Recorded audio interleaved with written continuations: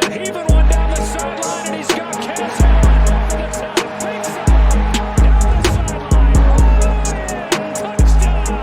His signature move and his signature performance. Allen, big ball one more time. 58 yards this time. You're listening to the Bruin Bible. This is your host, Will Decker, bringing you UCLA football content all throughout the year for LA Football Network. What is up, Bruin Bible listeners? First new pod of the year. This is a big deal coming to you from LA Football Network. Will Decker, your host, joined by the man, the myth, the legend, the madman, the heavyweight champion of Bruin football supremacy, Mr. Madman, to my right over here.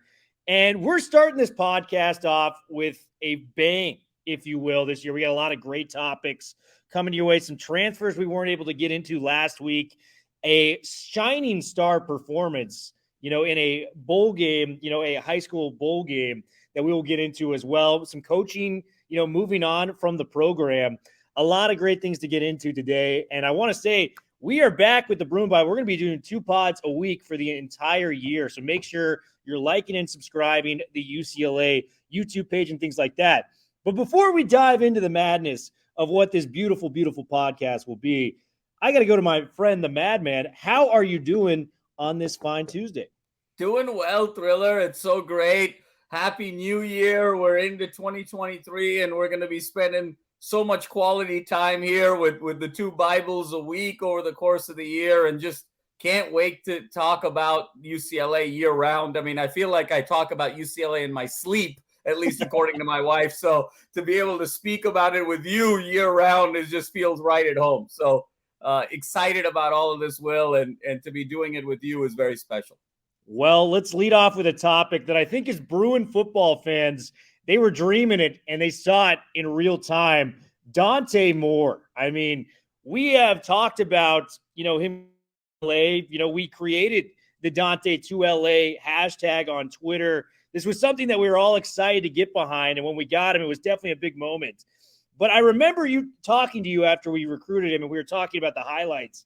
And I think one of the things we kind of both agreed on was you kind of have to throw out the highlights because he's so much far superior to the other talent on the field than everybody else. However, this time it's a little bit different because he went to the Army All-American game. It's always the All-American game that I prefer over the Under Armour. I think it's got a little stronger talent. The Army's representing this. It's a very solid institution. A lot of stars have come from there. Reggie Bush, Adrian Peterson, big names back in the day. And our guy, Dante Moore, I mean, he was the star of stars in this show. And just to give you a breakdown, 14 of 19 through the air, 156 yards passing, 4 touchdowns, got named the MVP. Madman. This guy had 2 touchdown passes in 3.5 minutes of game time in the first half. Tamed my expectations because Dante Moore, to me, after winning this, I believe he is the most hyped recruit UCLA has had, at least in the last 2 decades. Tell me where I'm going because I am taking this all the way up if I can because I am so excited to get Dante to LA. So the first thing, Will, I'll say is breathe. But I'm right there with you, Will. It's this was an electric performance. To me, I couldn't agree more about the emphasis of that Army All-American game. I think it's the preeminent game in terms of this high school circuit. And it was, quite frankly, the most electric performance in that game that I have seen since Reggie Bush, since Deshaun Jackson was in that game, putting on a show. And so this was absolutely electric stuff against his peer group, against stars that are going to be playing at the likes of Georgia and Alabama and LSU and USC and Ohio State and Michigan, and the list goes on. And I think, to me, Will, what separates Dante Moore at this age is not just his ability to read defenses, throw the ball down the field, his arm talent. There's a lot of guys that sort of have that element. I think what makes him just so unique and so special, it's the release, Will. I mean, when you talk about how quickly that ball can come out, it's absolutely staggering. The point at which the ball is sort of attached to his stomach, his upper chest, to the point the ball actually comes out. I mean, that sort of semicircle is the quickest release I have seen from a prospect his age in quite some time. His release, he said as much that he models his game after Trevor Lawrence. But what I actually see is a little bit of Aaron Rodgers in terms of release. I see a little bit of even winding it back Dan Marino in terms of release. Wow. It's his release point, Will, that makes him so special, because there's a couple of different elements to be able to throw guys open. You have to be really accurate. You have to have a really strong arm, but you have to go from anticipation to release very, very quickly. And that's where Dante Moore has really separated at this stage in his career. And I think if he develops the right way, and all indications are that he will, he's already moved into campus at UCLA, which just shows how committed he is to this relationship with Chip Kelly, how serious he is about wanting to win this job as a true freshman. And I think if the progression goes the way we believe it will go, I completely agree with you. He is the most decorated recruit UCLA has had since Troy Aikman. And remember, Aikman was a transfer. This would be the most decorated recruit straight out of high school in quite some time for UCLA, the last several decades. And the future is awfully, awfully bright with this young man. Dante to LA. Now we have to change that hashtag, Will, to Dante is in LA. And now let's see this era really take off. But my goodness, Bruin fans should be salivating about the prospect of Dante Moore playing as early as next year. And the way he played in that game, Will, and then I'll pass it back over to you. I have a hard time believing with that level of talent, that level of commitment, the connection with Chip, can Garbers take his game to another level? Can Schlee take his game to another level? Can Martin take his game to another level? I think they're going to have to really blow it out of the water in spring ball for someone other than Dante Moore to be the starting quarterback for UCLA in the fall of 2023. Yeah, and that was one of the follow-up questions I had for you is really quickly, what percentage chance after the All-American game? You saw the performance. You saw him be, the best player on a field of All-Americans, the MVP of the game. Out of 100%, what confidence level do you have? I think we had him at 60% going into the game. How much has that raised since the performance we just saw? Will, for me, it's gone from 60 to 80. I'm 80% confident that he's going to be the starter. Now, obviously, he peaked in that game. It's a one-game scenario. It's a limited sample size.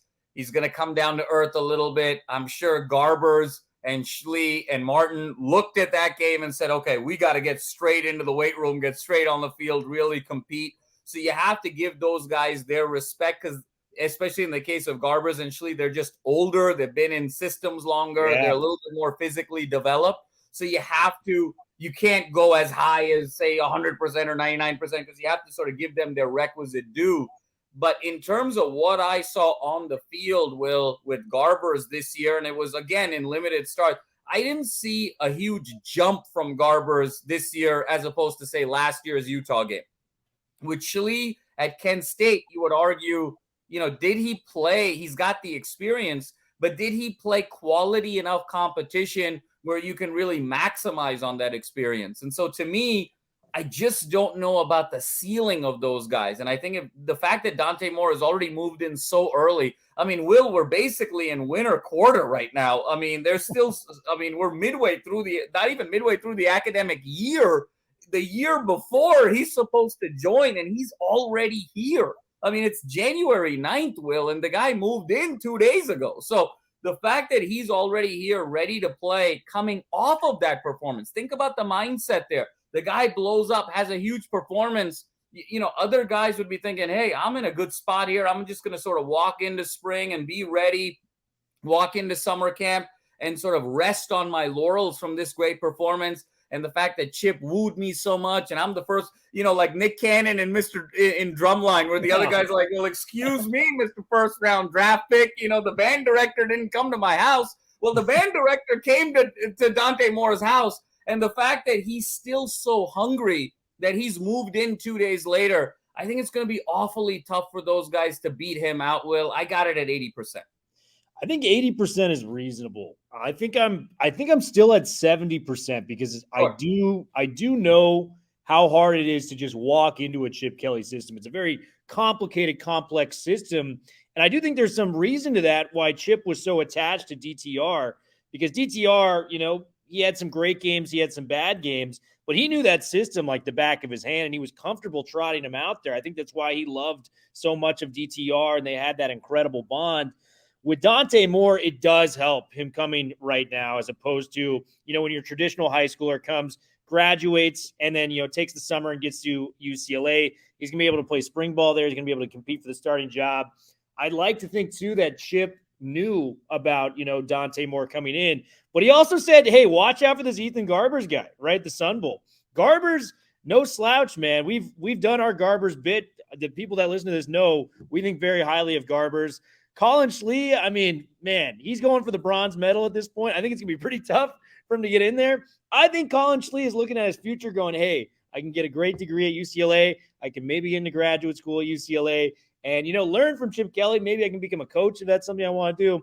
But, buddy, I appreciate you coming to UCLA. It's going to be really hard for Collin Schlee to get on the field, but you never know. You never know. And going back to your Dante Moore point of his beautiful release, I think – when coaches talk about the intangibles, when they're looking at, people recruiting them or going to the draft or whatever it may be, it's height, it's movement out of the pocket, it's things like that.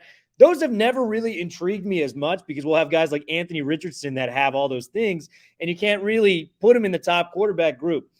For me, it's ball placement, it's feel, and it's awareness. And Dante Moore, if I was grading those at the high school level coming into college, he might be a 10 out of 10 in all of those. There's the plays that he had in the red zone. He had a 9-yard fade route to the outside, and Brandon Innes, an Ohio State commit. Just like you could not – I mean, that was an NFL ball placement, throw right there. And then the even more impressive one was Tate, the wide receiver from Ohio State. Again, the Ohio State receivers got love in this game, so to speak. But Tate, over the middle, I think it was like a 25-yard touchdown pass. Blitz coming on the outside. And this is not your average defensive end. This is a guy that's, an All-American coming off the edge.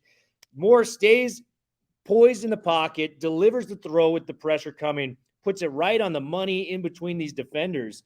And just the touch aspect that he possesses at this age. I saw it on tape. I said the accuracy is out of this world. And to see it at that level, I think this guy, I mean, it's crazy to say this, but I think this is the most hyped recruit we've ever had at UCLA, and we talked about this. So a lot to be really hyped about for Dante Moore. And Madman, this will translate to our next point.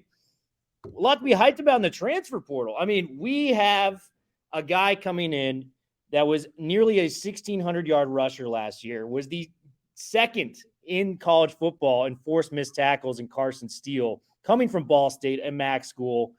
And we made this claim last year. When Jake Bobo came to UCLA, we said this is the most underrated transfer that has occurred in college football this year. I'm getting the same vibes from Carson Steele when you throw on the tape. 6'1", 215 pounds, has the burst. He's underrated in catching the rock, too. 29 grabs last year. Give me your initial take on Carson Steele, because I think there's an incredibly amount of positive things to get excited about with Carson Steele joining a loaded backfield as it is.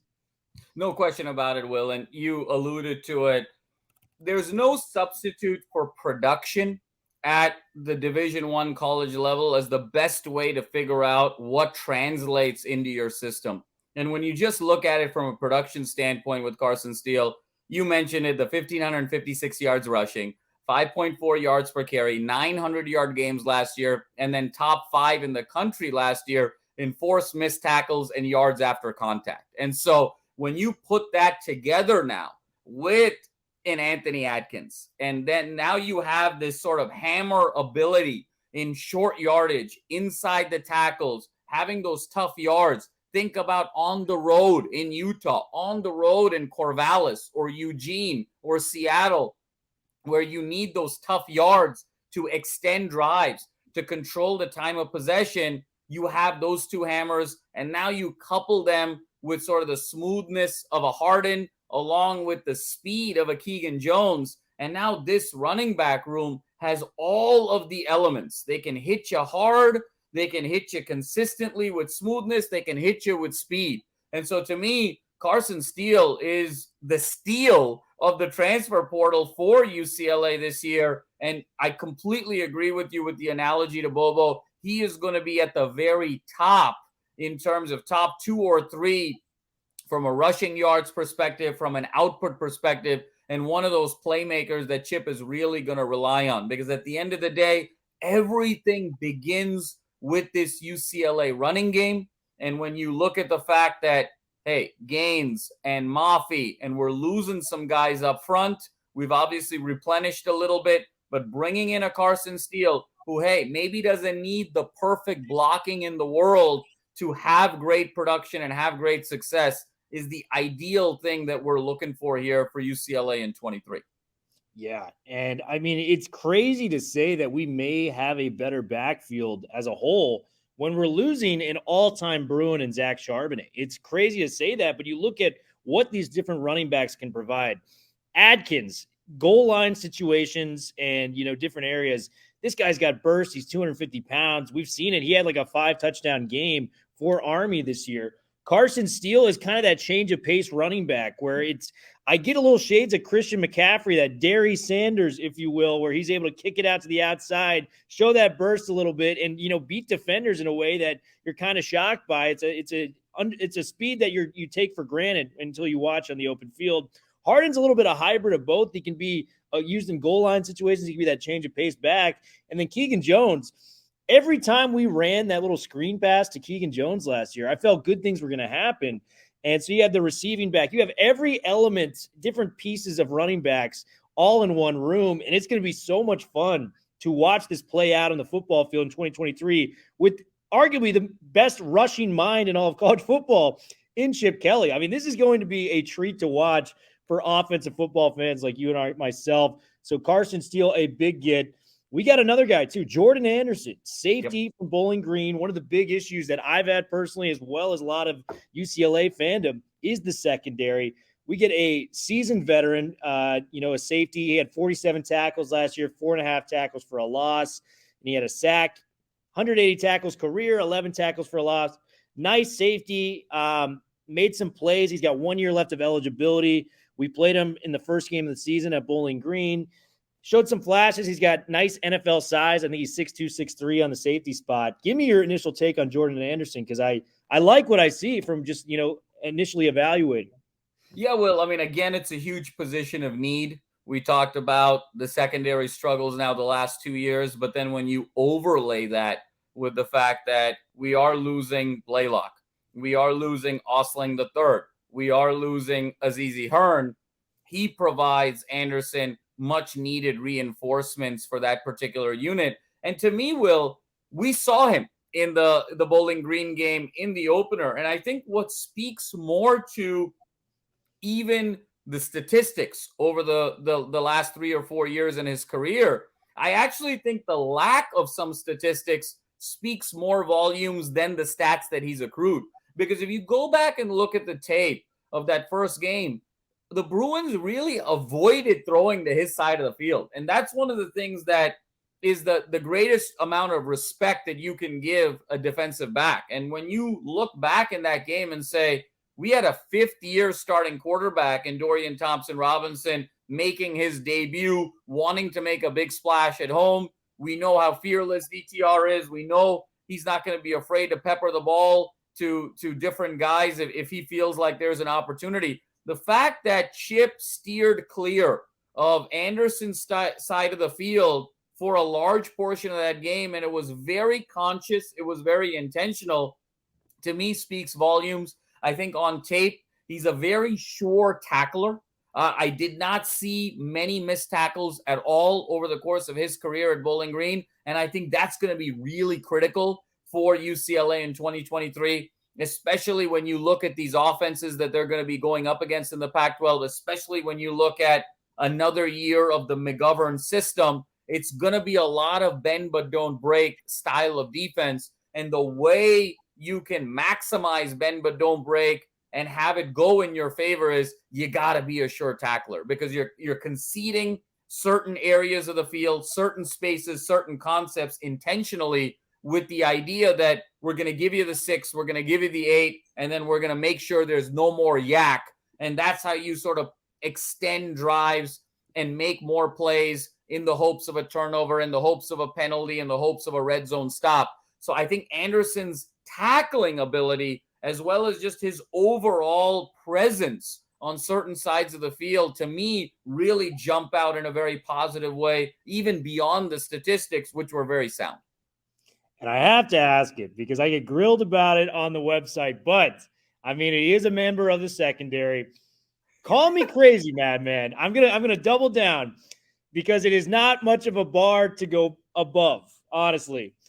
Does the addition of Anderson with Kamari Ramsey back there, Jalen Davies in his second year of the system, and Kirkwood entering upperclassmen, is this finally, this is the year 3 of me doing this, is this finally, on paper, the best secondary UCLA has had under Chip Kelly? You know, Will, there's many reasons why I love you. There's many reasons, okay? And this is one of those reasons.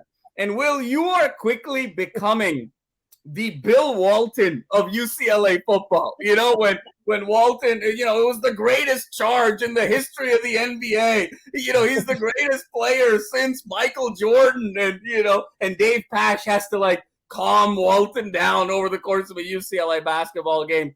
I think, Will, I think you're absolutely right in one regard, that the bar is very low. And so as long as lower, could not be lower.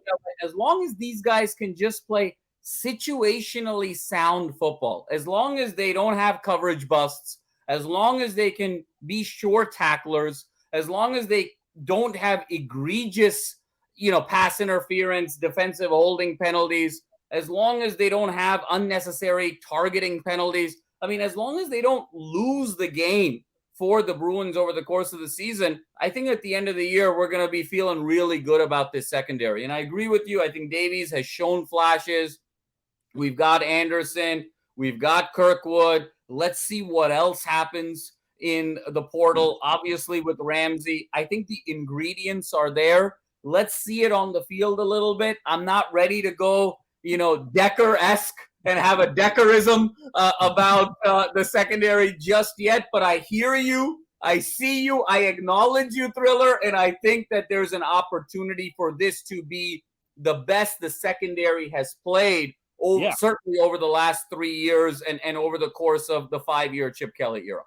Yeah, and like the point I keep coming back to, it's not like I'm asking them to be a top 25 secondary in the country. It's basically don't finish in the hundreds. That's all we're asking. Do not finish in the hundreds, you know? And Davies, stud.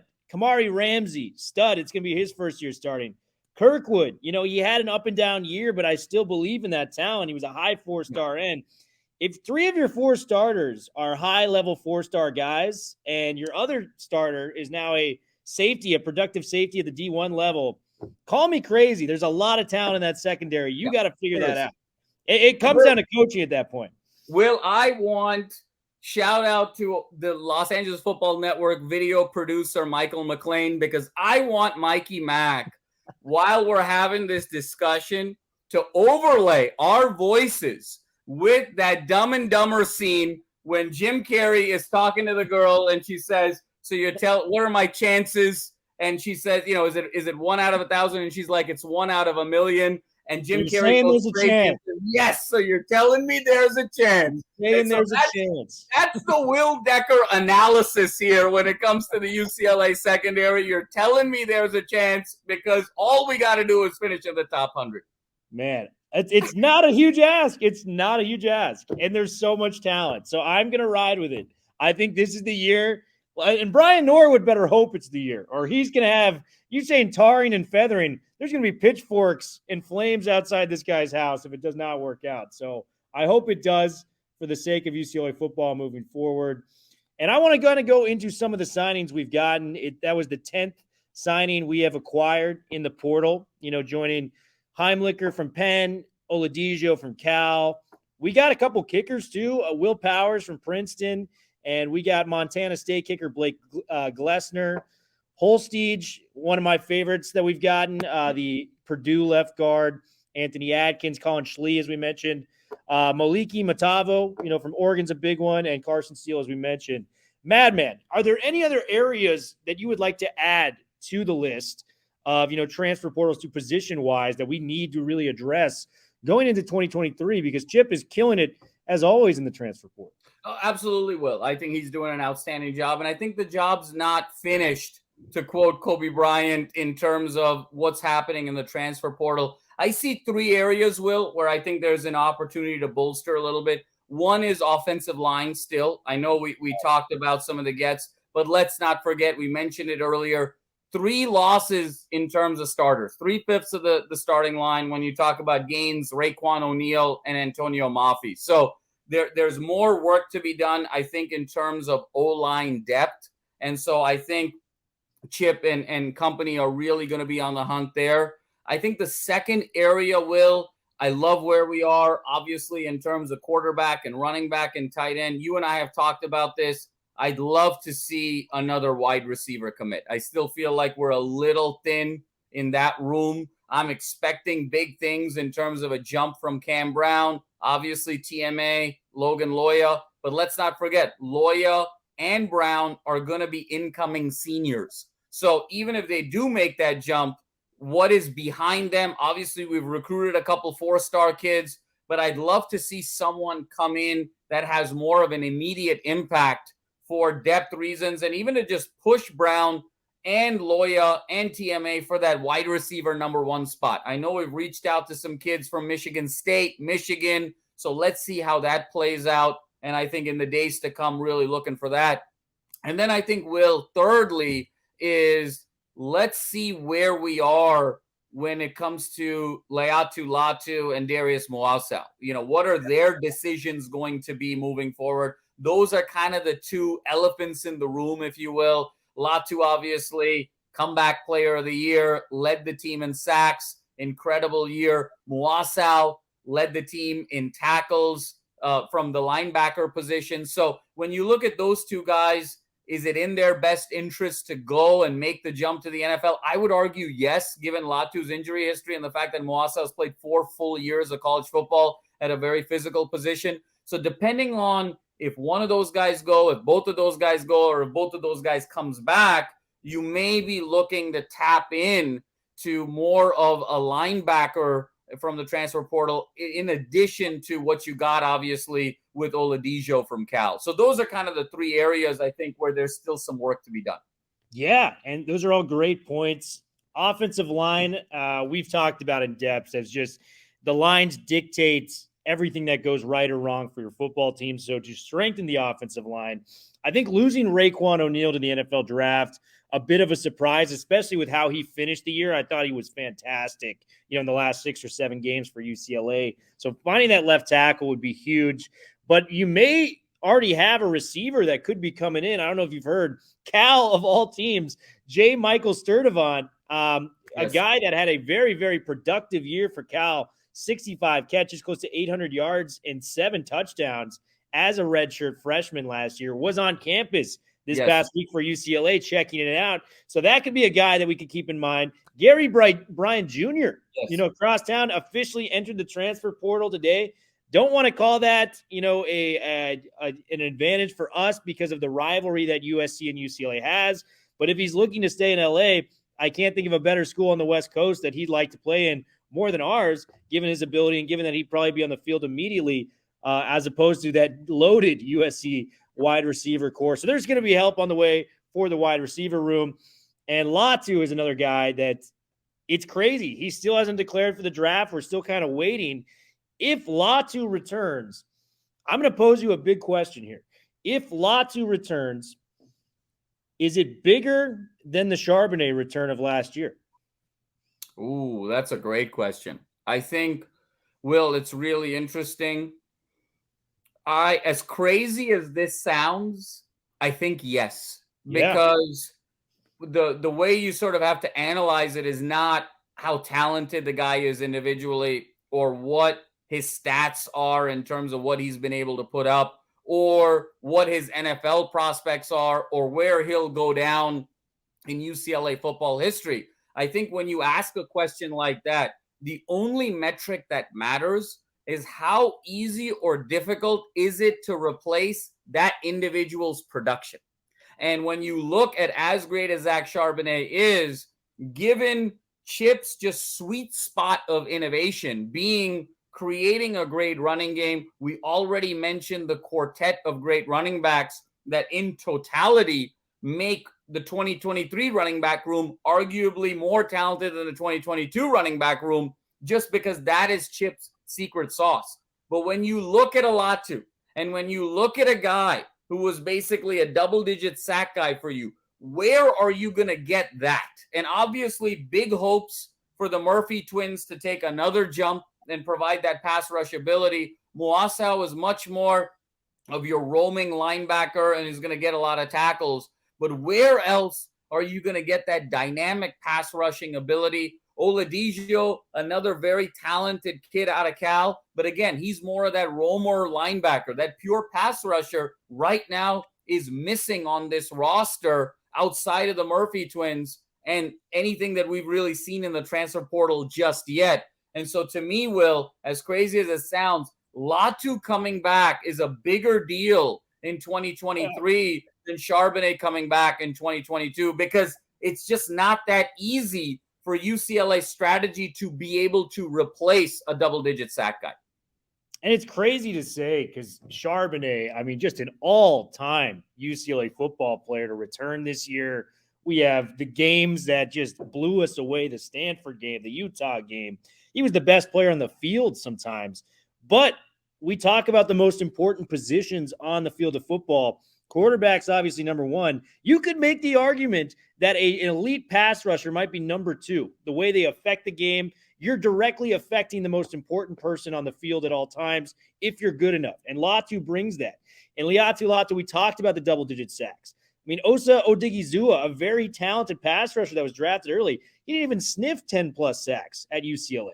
This guy, Latu, 10.5 sacks. And the stat that really blew me away from the bowl season was he had the 1 sack against Pitt, but he had 11 pressures in the bowl game against Pitt.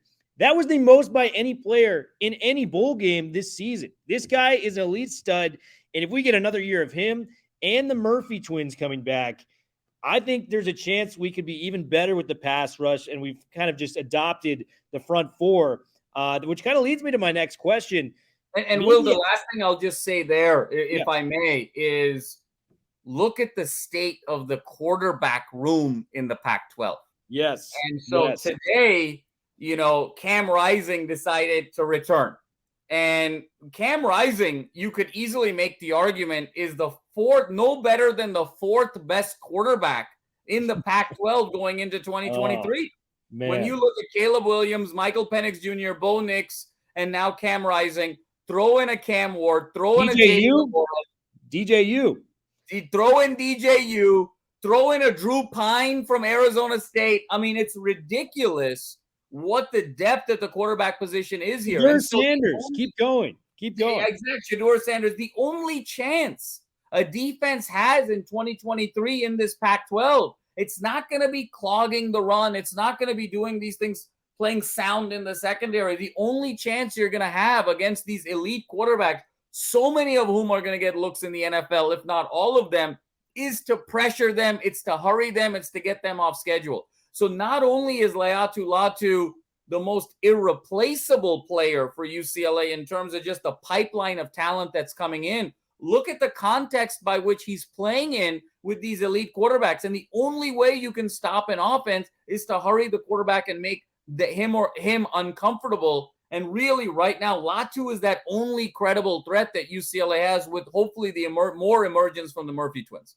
Yeah, and one hiccup where it may, determine if he comes back or not. Chad Kauhaha, the defensive line coach, stepped down. And he was the Washington defensive line coach when Latu committed there. He followed him to UCLA. This could be a big development in him potentially returning because, like we saw with Dante Moore, they got a new offensive coordinator. It didn't click really well with Dante. So he flipped his decision. He went to UCLA. Who's the D-line coach for UCLA? It's up in the air right now. And will he even bond with Latu? How much does this impact Latu potentially returning to Westwood for UCLA? It does, very much so, Will. And I think you nailed it on the head. And I think it's a point that you bring up that I don't think a lot of people have brought up yet. And that is that existing relationship that Latu had from his Washington days. Because you have to look at it from Latu's perspective of, what am I gaining by coming back? What do I need to show on film that I did not show this past season to maximize my draft prospects? And the only way I feel comfortable that that is going to happen is if I have stability at my position group from a coaching staff standpoint. And now that you see this turnover, you have to wonder, that turnover combined with Latu's injury history, combined with the fact that he plays a very physical position on the field, he was already on the fence. He wasn't one of these guys that said, hey, I'm definitely coming back. He wasn't one of these guys that just 12 hours after the bowl game said, I'm gone. So what does that tell you? That tells you he's weighing his options. He's still on the fence. He can kind of be nudged in one direction or the other. And now with the change at defensive line coach, that might just be enough to tip him over to go to the NFL. So it's going to be a very fascinating next 3 to 4 days. And I think, Will, it's an excellent point that you bring up. Yeah, Chip has got to be smart on who he brings at the defensive line coaching position. But Madman, we've kind of touched the bases with everything going on for UCLA football. We've got another episode coming to you guys later this week, so make sure you're tuning to that. Like, subscribe to the Bruin Bible. We've got great things coming to you all throughout the year. We're doing kind of a new segment, too. We're going to be bringing on some more of the community we've been able to be a part of in the Twitter space. So lucky to really have some people coming in for us. Any parting thoughts to the first Bruin Bible of 2022, Madman? Will, it's going to be an exciting year, and the top 25 ranking just came out yesterday after the national championship game, and although it didn't feel like it, UCLA did finish in the top 25 for the first time since 2014. Only the fourth time in the 21st century the Bruins finish a season in the top 25. So it wasn't the outcome that we wanted, but we have some momentum now, and with Dante Moore, it's going to be very exciting. And Will, the last thing I'll say is you and I joked about this offline at the start of the show. Maybe the greatest transfer portal get, Alex Grinch, the inept defensive coordinator of USC, staying at USC. So even as bad as things may be on the defensive side of the ball for UCLA, USC's defense is worse. It's categorically worse. And now that they have the architect back for another year, should make Bruin fans smile everywhere. Man, we might have to rant a little bit on the Alex Grinch situation. It's like Dante Moore, above and away, the best thing that's happened to UCLA. Alex Grinch is like right underneath. Right. Alex Grinch coming back just made our new year that much sweeter. A lot of great things going on. Tune into the Bruin Bible. We're going to have a lot of great things coming on for you guys. Bruin Bible, we are officially